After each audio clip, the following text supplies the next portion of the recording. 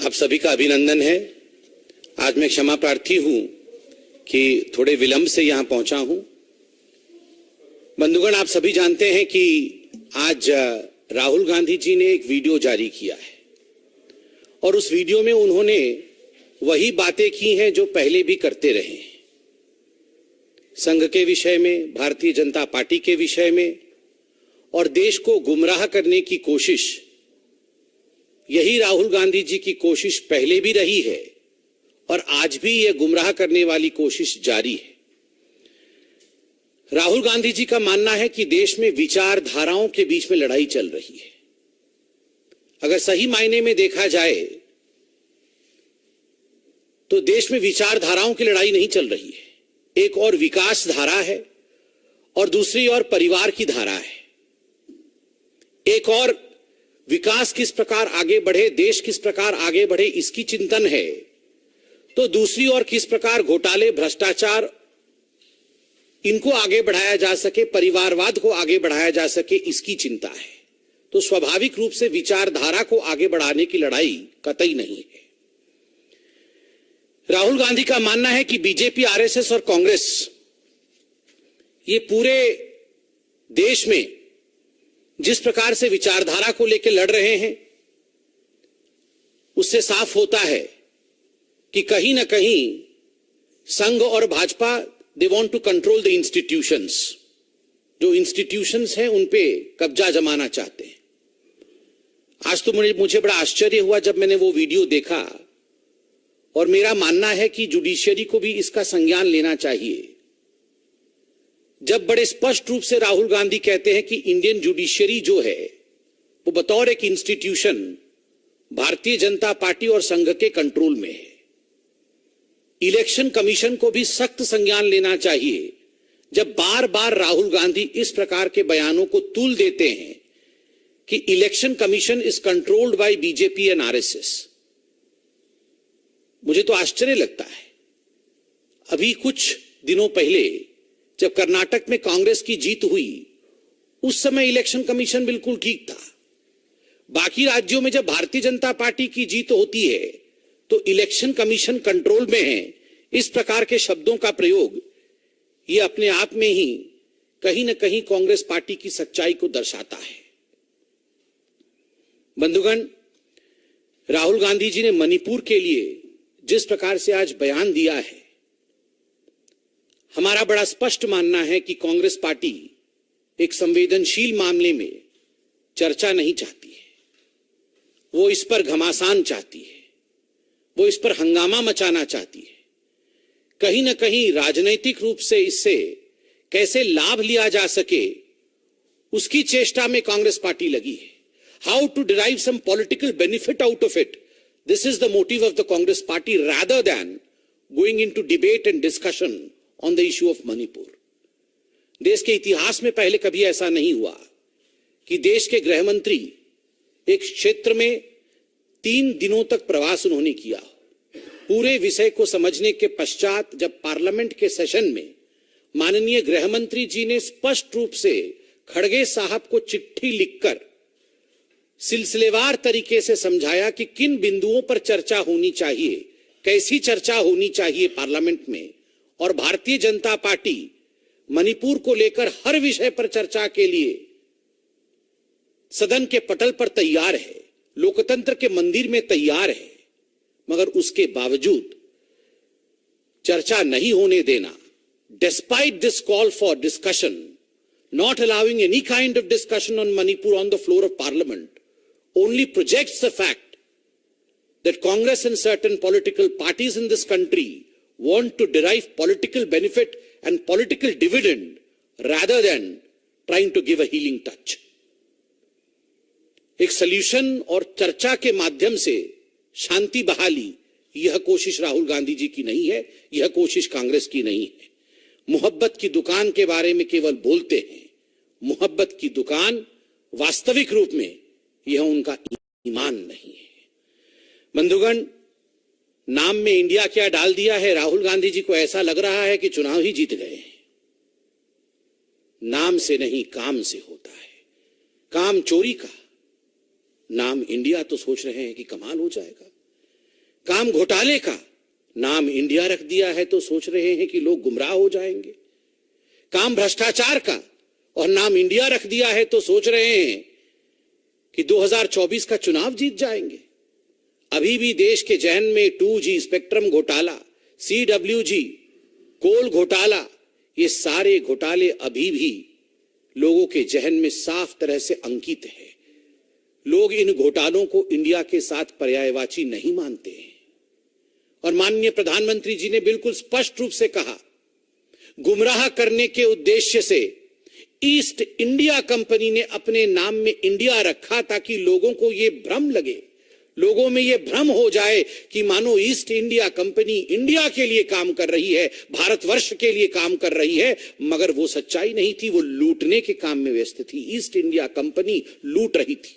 ठीक उसी प्रकार popular front of India, PFI, बड़ा पॉपुलर होगा और इंडिया के लिए मानो जान दे देगी, जान ले रही थी। हाथ काट रहे थे प्रोफेसर के, ये जान बचाने की काम नहीं कर रही थी। उसमें इंडिया था। उसका अर्थ ये नहीं है कि लोग भ्रमित हो जाएंगे। सिमी जैसे आतंकी संगठन में भी गुमराह करने के उद्देश्य से इंडिया नाम को डाला गया है। इंडिया नाम के डालने से लोग गुमराह हो जाएंगे, ऐसा नहीं है। बड़ा आश्चर्य का विषय है, राहुल गांधी जी की इमैच्योरिटी देखिए, अपरिपक्वता देखिए। इतने वर्षों तक जिस प्रकार का काम उन्होंने किया है, जनता वह काम देखेगी या अभी उन्होंने इंडिया जोड़ के जो नाम दिया है उस नाम को देखेगी? बंधुगण, अंग्रेजों ने भी यही किया था। A.O. ह्यूम को ला करके इंडियन नेशनल कांग्रेस, पार्टी के नाम में इंडियन नेशनल कांग्रेस जोड़ करके अंग्रेजों ने एक पार्टी बनाई थी। उनको लगता था कि भारत के लोगों को लगेगा मानो अंग्रेज हमारे हैं और इंडिया का नाम लगाया है तो इंडिया के लिए काम करेंगे। जिस प्रकार की प्रताड़ना, जिस प्रकार की लूट अंग्रेजों ने की थी वो हम सब ने देखा था। इसलिए नाम के परिवर्तन से काम में परिवर्तन आएगा। हिंदुस्तान की जनता इससे गुमराह नहीं होने वाली है। बंधुगण, कभी कभी तो मैं भी सोचता हूं कि अगर नाम में ही सब कुछ रखा होता तो राम मंदिर बनाने की आवश्यकता क्यों होती? सीताराम येचुरी जी जो थे, उसमें मां सीता के नाम का भी वर्णन है, राम भी है। तो क्या सीताराम येचुरी जी के नाम रहने से हम उनकी वंदन शुरू कर देंगे, हम उनकी पूजन शुरू कर देंगे? नाम से नहीं, काम से। इसलिए काम महत्वपूर्ण है। और आज पूरे विश्व में आप देख लीजिए, पूरे विश्व के जितने भी राष्ट्राध्यक्ष हैं आज मोदी जी के गले लग रहे हैं, मोदी जी को मान रहे हैं, मोदी जी को ससम्मान रिसीव कर रहे हैं। और जो हाईएस्ट सिविलियन अवार्ड है वो मोदी जी को और भारतीयों को दिया जा रहा है। क्यों दिया जा रहा है? भारत के प्रति, हमारे सरकार के प्रति, मोदी जी के प्रति ये सम्मान की भावना इसलिए है क्योंकि जितने भी विदेशी देश हैं इनको पता है, इन राष्ट्राध्यक्षों को पता है कि 24 के चुनाव में आएगा तो मोदी ही। उनको पता है संबंध ठीक रखना है ताकि भविष्य में इन्वेस्टमेंट और देश के साथ जो बिजनेस होने वाला है वो इन्हीं के माध्यम से होगा और भारत विश्व में एक ताकत के रूप में उभर रहा है। इसी कारण से केवल मोदी जी नहीं, मोदी जी के माध्यम से 135 करोड़ भारतीयों की सम्मान की बात आज तमाम देश, चाहे वो इंग्लैंड हो, चाहे वो अमेरिका हो, वो कर रहे हैं। बंधुगण, ये लड़ाई साधारण नहीं है। हमारी लड़ाई नाम से नहीं है, हमारी लड़ाई उन लोगों से है जो भारत को राष्ट्र नहीं मानते। ये कांग्रेस पार्टी और उनके अध्यक्ष राहुल गांधी ये भारत को राष्ट्र तक नहीं मानते। ये कहते हैं ये तो राष्ट्र नहीं है, this is not a nation, this is union of states.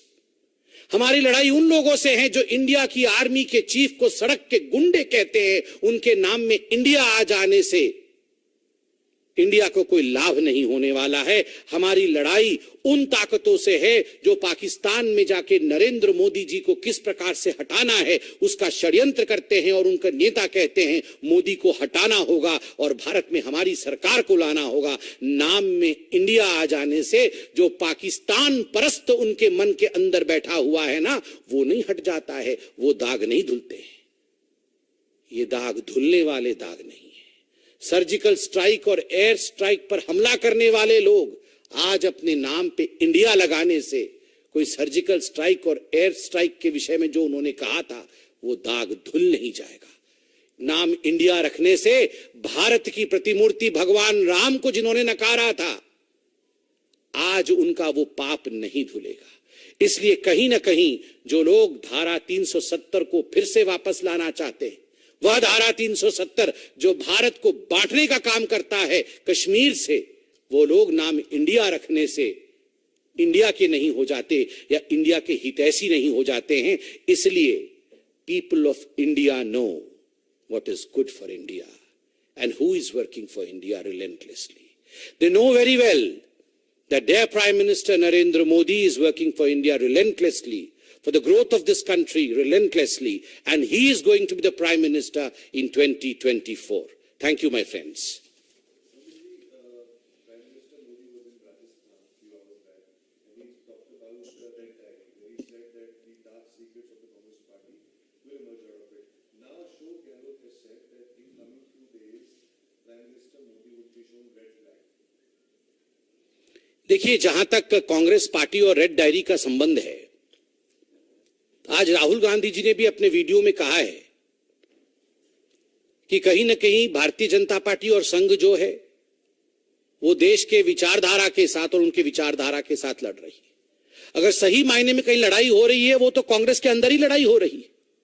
आप देख लीजिए, आज इस लाल डायरी को लेकर जिस प्रकार से कांग्रेस के अंदर फूट पड़ी हुई है, तो स्वाभाविक रूप से जो आज माननीय प्रधानमंत्री जी ने कहा है, ये कहीं ना कहीं कांग्रेस के अंदर बौखलाहट उत्पन्न करता है और इसी कारण से लाल झंडे दिखाने की बात गहलोत जी राजस्थान में कर रहे हैं। लाल झंडा तो राजस्थान की जनता ने गहलोत सरकार और कांग्रेस की सरकार को दिखाने का काम आरंभ किया है।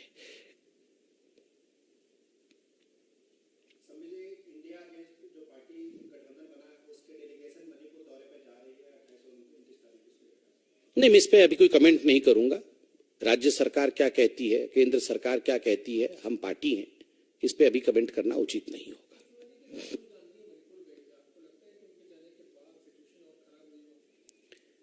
देखिए, as far as Manipur is concern, अभी पार्लियामेंट चल रहा है और स्वाभाविक रूप से आप सभी ने देखा है, माननीय गृह मंत्री जी ने पार्लियामेंट के पटल पर कहा है कि हम सब और सरकार मणिपुर पे वृहद चर्चा करने के लिए, हर विषय पर चर्चा करने के लिए तैयार है। ऐसे में मैं पार्टी के पटल पर से कुछ कहूं ये उचित नहीं होगा।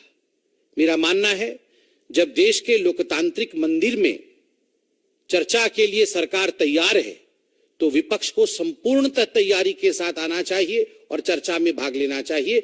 राहुल गांधी जी के जाने से भड़का है, क्या स्थिति हुई है मणिपुर में, यह भी चर्चा का विषय पार्लियामेंट में होना चाहिए।